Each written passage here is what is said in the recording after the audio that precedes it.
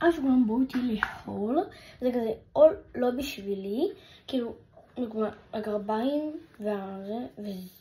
והגרביים המכנס והגרית הזה פה, אתמול קניתי אותם, וקניתי עוד מלא דברים מ-H&M וקסטו, לא קסטו, קסטו הזמנתי, H&M ופוקס, וצילמתי לכם סרטון ופשוט הוא נמחק, אז אני אנסה למצוא אותו ומקסימום אני אראה לכם.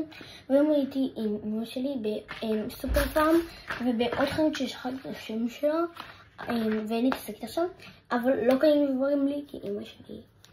אוקיי, טוב, אני מתחיל בחנות שאני לא זוכרת איך קוראים לה. קנינו כזה קשיות מזכוכית עם מנקה כזה, זה 1, 2, וואי איזה מגניב. אמא! זה 3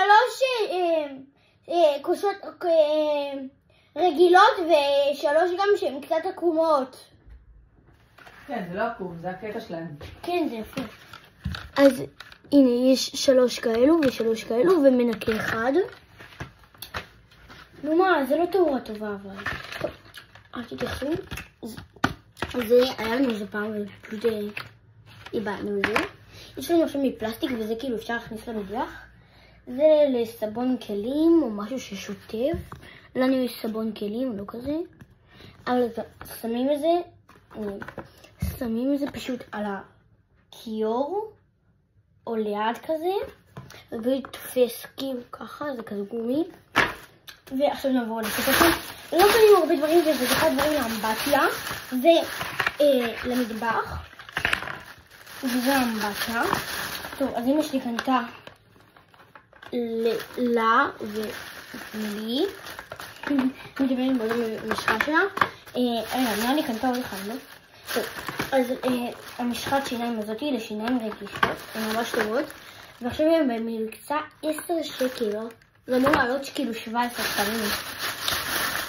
סבון ידיים כזה. אנחנו תמיד משתמשים או בזה, או בוורוד הזה. זה למטבח. אוקיי. אז זה למטבח, והוורוד כאילו יש לנו גם לשטפת רגילה. וזה האור. אם תרצו שאני אעשה לכם עוד הולים, כי יש לי פה כמה שקיות, אבל אני לא רוצה לערב אותם עכשיו. אז תגידו לי, וזהו. ביי, שמקווה שאהבתם.